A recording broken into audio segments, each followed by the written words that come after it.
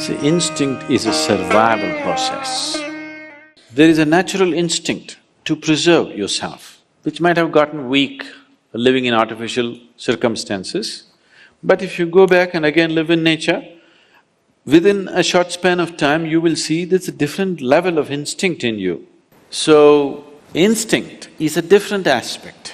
Intuition is a different aspect. Instinct is a certain dimension of physical perception. Intuition is not perception. Intuition is just a different dimension of computing. Same information, logically 1, 2, 3, 4, 5 steps, intuition talk 1 step.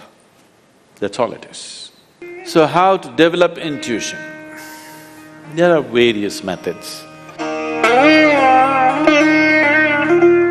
The Shambhavi Mahamudra that you do definitely enhances one's intuition, but don't try to consciously enhance that because you will go about doing guesswork. Guesswork is not intuition. Intuition means you just know, clearly know, that you can bank your life on it. So, there are specific methods to develop intuitiveness. There are certain systems of yoga which are totally left-oriented. Here, the yoga that you learn with me in a program like this, we want to bring a balance between the right and left because you want to live a normal life. There are certain systems of yoga where they're not interested in what you call as normal life. Their only orientation is to develop intuition and see life in a certain way. What they do is they take beeswax and close off the right nostril. 12 years, one solar cycle, 12.25 years, they block off the right nostril and you will see the logical mind will almost die. You will have no thought process, but you just simply know things like a cobra. See, if you handle a snake, especially a cobra, it is so perceptive. The reason why you see a cobra next to Shiva is because every yogi carried a snake at one time. Just yesterday somebody was reminding me that in the Middle Eastern culture, particularly the Christian mysticism, they show people carrying a snake-like stick because they couldn't get cobras in Middle East. They created a stick or they found a natural stick which looks like a cobra and they tried to use it. You see Moses carrying a snake-like stick and in many other places. But in India, yogis always carried a live cobra.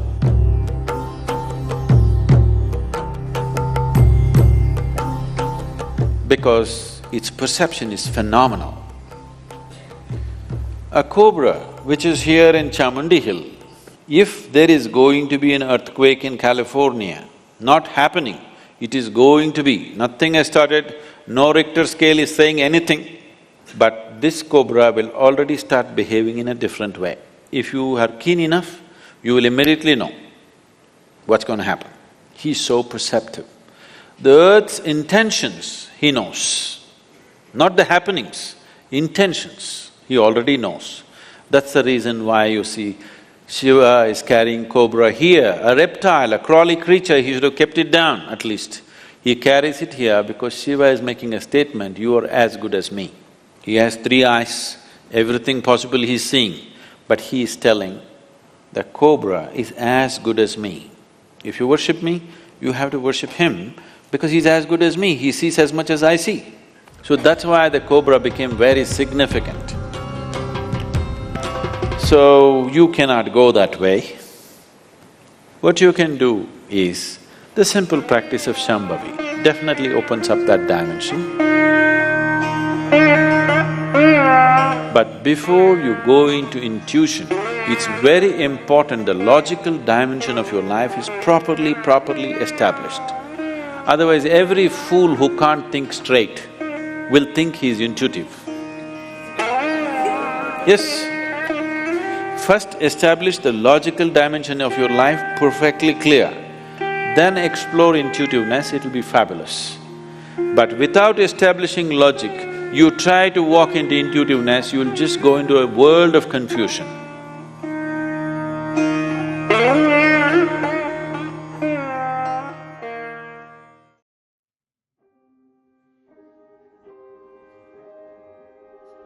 Have you ever experienced this phenomenon of knowing without knowing how?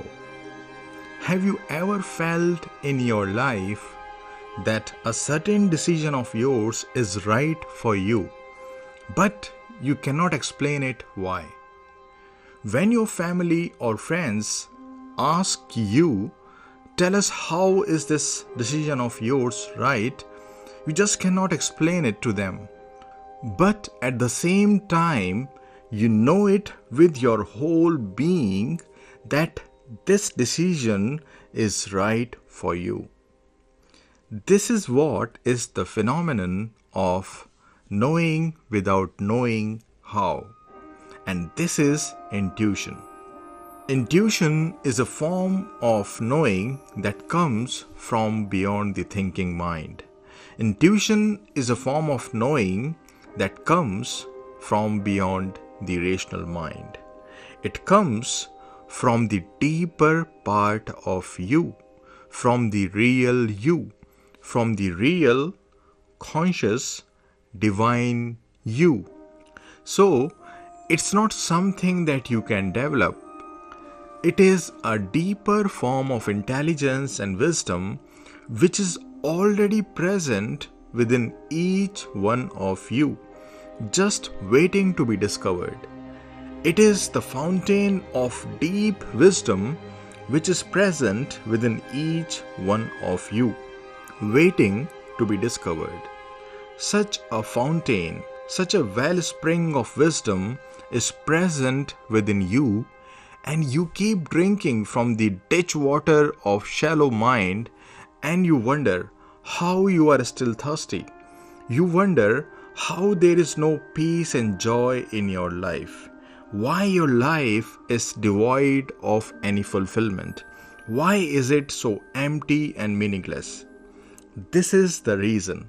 It's because you haven't tapped into the deep waters of your intuition. Just discover it and invite all that is good in this life. Peace, joy, deep sense of fulfillment are nothing but the babies of intuition. You just need to discover it. And how can you discover it? You can discover it only through your spiritual practices. You can discover it only through meditation, only through prayer and devotion. Intuition is the fragrance of your divine conscious nature.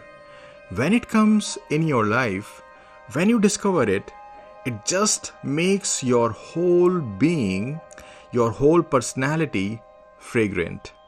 Intuition is the ray of divine light that illuminates the dark corners of your conscious, subconscious, and unconscious parts of your mind.